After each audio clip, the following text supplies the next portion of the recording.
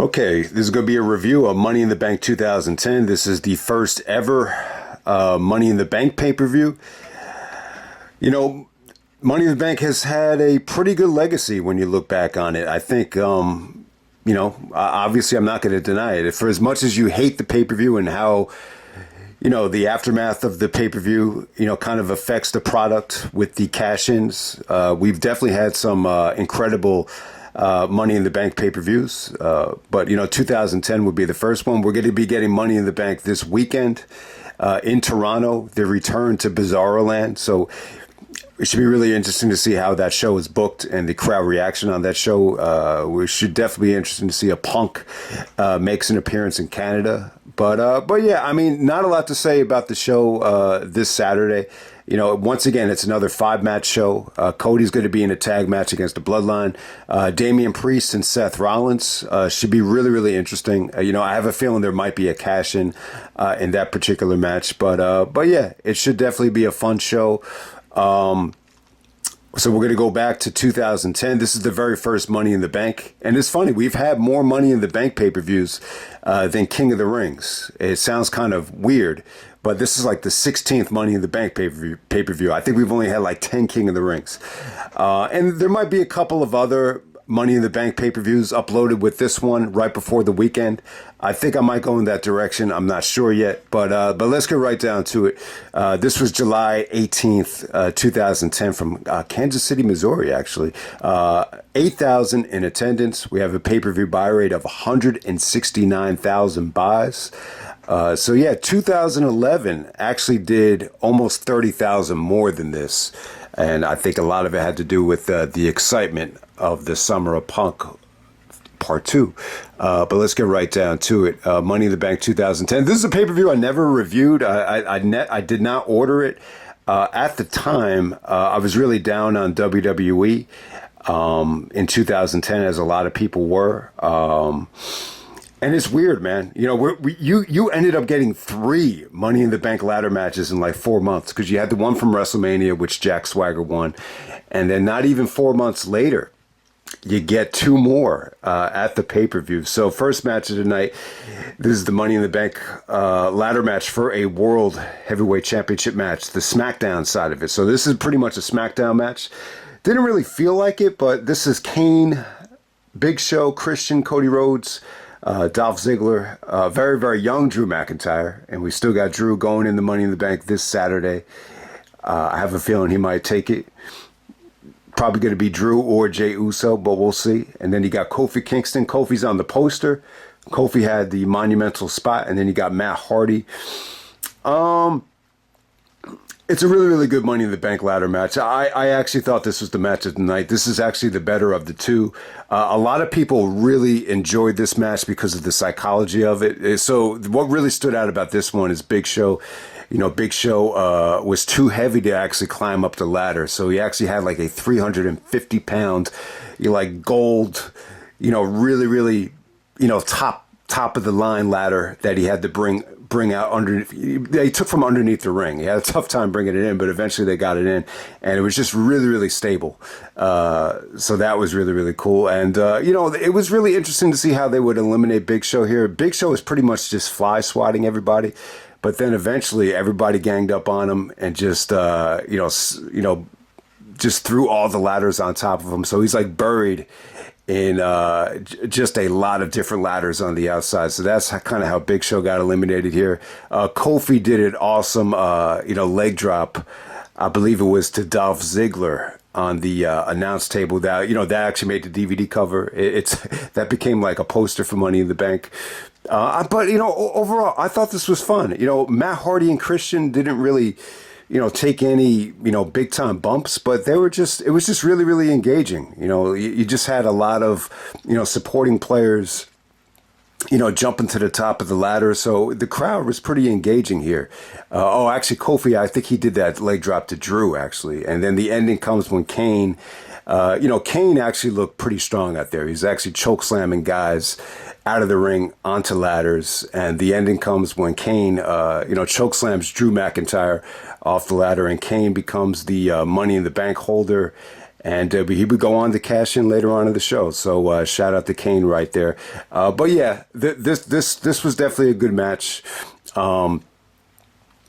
Is it the most exciting Money in the Bank ladder match ever? I would definitely say no. But there were a lot of people that, weren't necessarily WWE fans that really kind of admired, Big Show's work in this thing and just how, they incorporated the big man and the little guys into one match. So there we go with that. Next up, we had Alicia Fox actually going over Eve Torres. The match goes a little bit over 5 minutes. At this time, it really felt like you're putting a lot of stuff on pay-per-view or television that, should definitely be in NXT. I mean, the girls are really attractive. Alicia Fox is attractive. So is Eve Torres. But, the match just really never got going for me. And we're going to move on to the next match. We got the HART Dynasty of David Hart Smith and Tyson Kidd actually taking on the Usos. The Usos actually at the time coming out there with Tamina. And it was pretty good. I mean, once again, this is a match that felt like it could have been in NXT. I think eventually we had an incredible amount of talent here. I just think at this particular time, both teams are still a work in progress. You can even see it on Tyson Kidd's reverse Rana. Like it just, execution wise, I think everybody was still developing. The Usos actually did the alley-oops, which is an assisted Samoan drop. So you definitely had some good stuff here. I mean, this would have been fine for TV. It just felt like, it just felt like it shouldn't have been on pay-per-view, but it was a good experience for all these teams. I mean, when you look back on it now, all these guys ended up being great workers. But yeah, this is really, I think, one of the first times the Usos were ever on a pay-per-view, if I'm not mistaken. Next up, we have Rey Mysterio actually taking on Jack Swagger for the World Heavyweight Championship. So yeah, Rey actually ended up winning the world title twice. I believe it happened that Fatal 4-Way.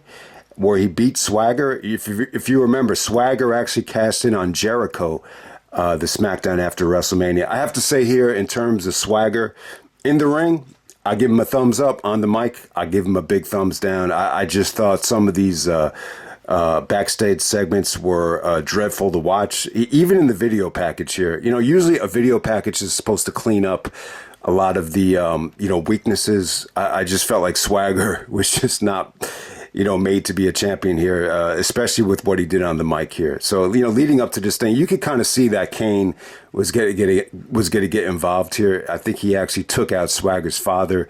There's a segment backstage where Swagger is actually, talking to his mother. But, I just didn't care for anything Swagger did in terms of storylines. So this is really where they kind of, took it away from him and they moved on to bigger and better things, which would be Kane. But in terms of the match, I thought it was good. I think Swagger looked athletic out there.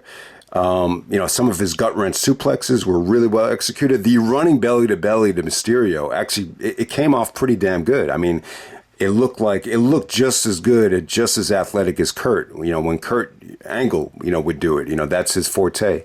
That's one of his signature moves that I feel like is underappreciated. But it was a pretty good match, man. It was short. It was sweet. They do the Eddie finish here with Swagger actually, pulling off the boot on the ankle lock.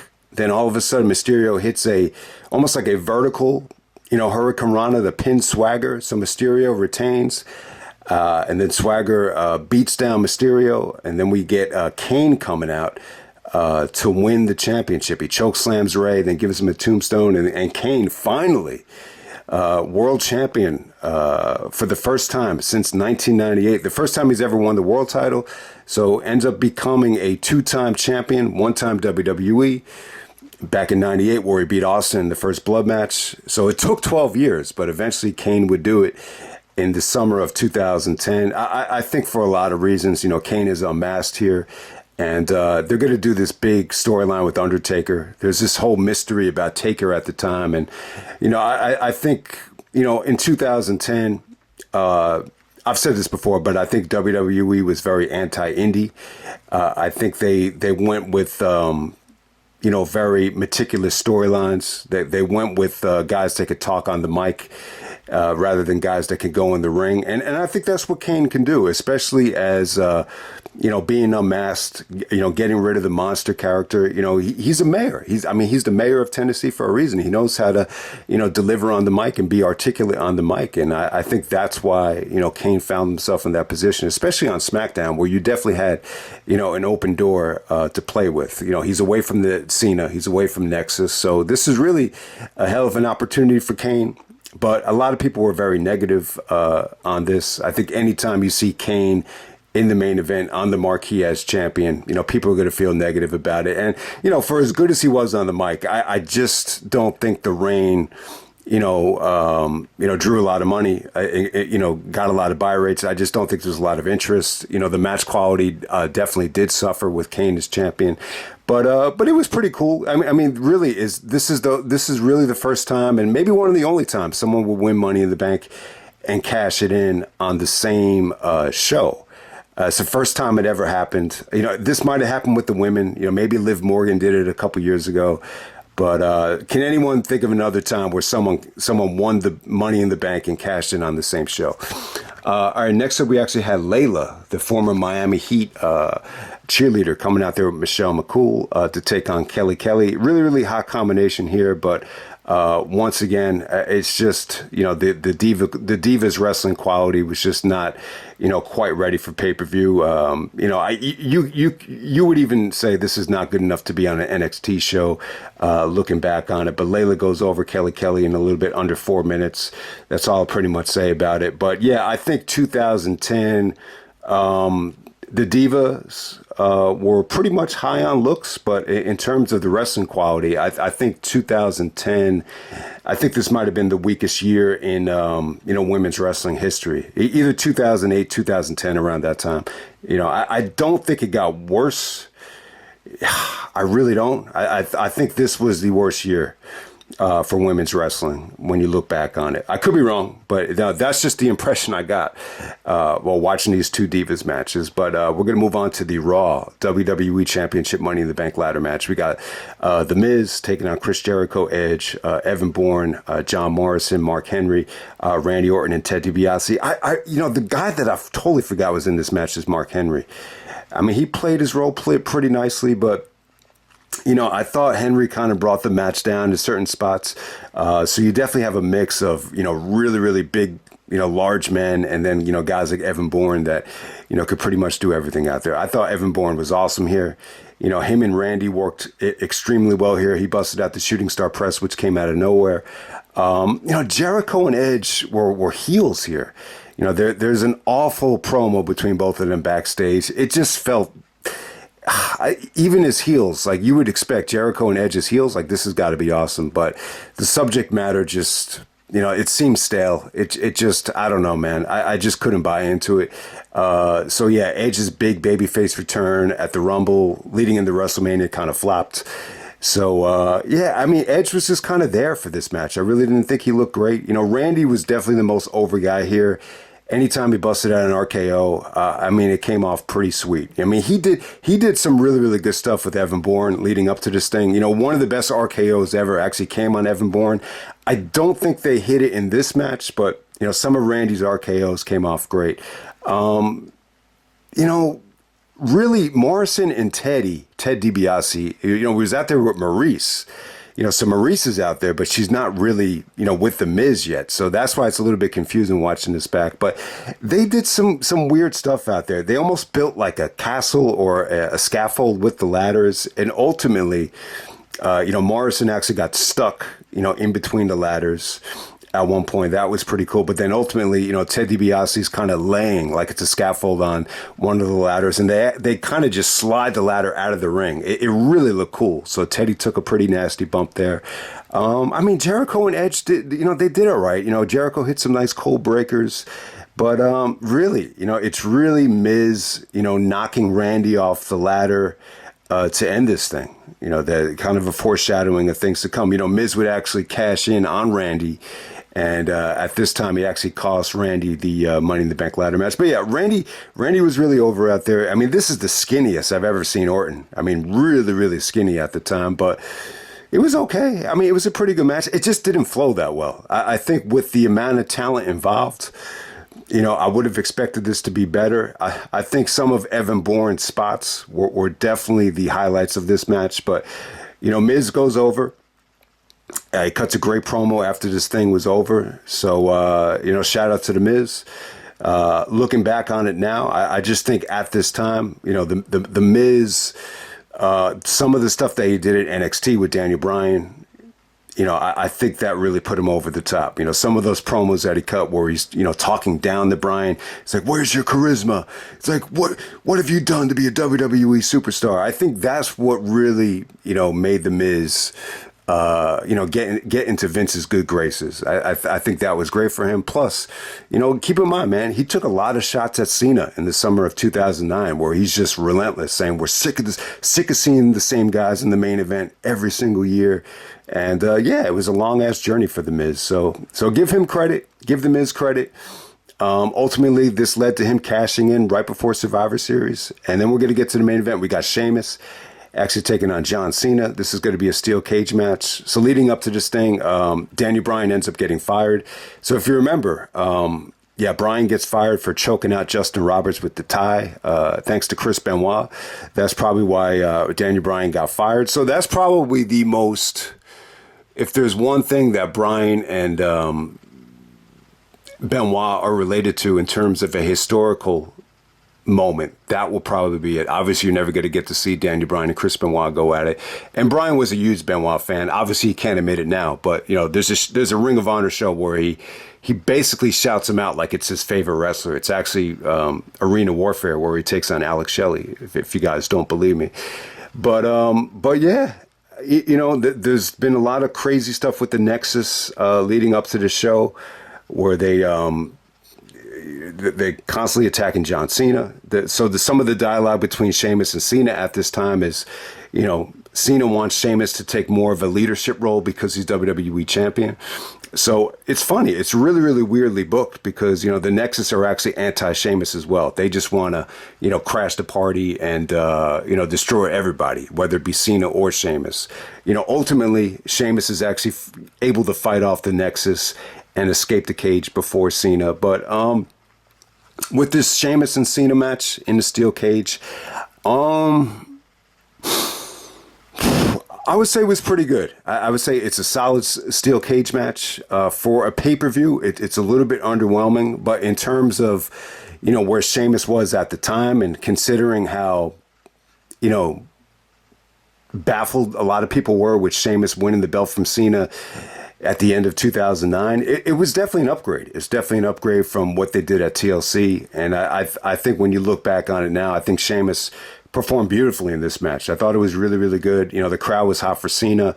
It was 23 minutes steel cage match, and I thought it was pretty good. I mean, it's not the most exciting thing in the world, but there's a lot of lag, but every single big time move, whether it's the 5-knuckle shuckle off the top rope, or Sheamus hitting the bro kick, or a backbreaker, or Cena just doing the 3-point stance, and everything that Cena did here got a great reaction.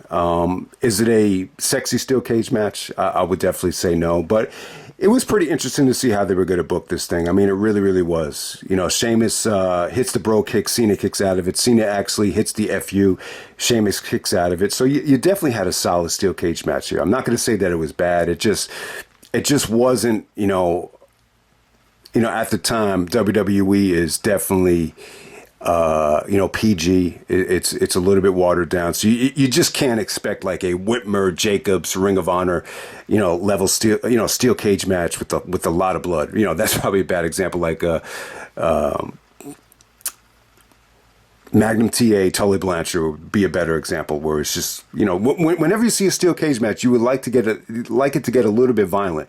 But this has got to be, I think that's what it has going against it. It's probably one of the more unviolent, steel cage matches you would have ever seen. But, the Nexus come out, led by Wade Barrett, Justin Gabriel. A lot of these guys ended up being forgotten. David Otunga is out there.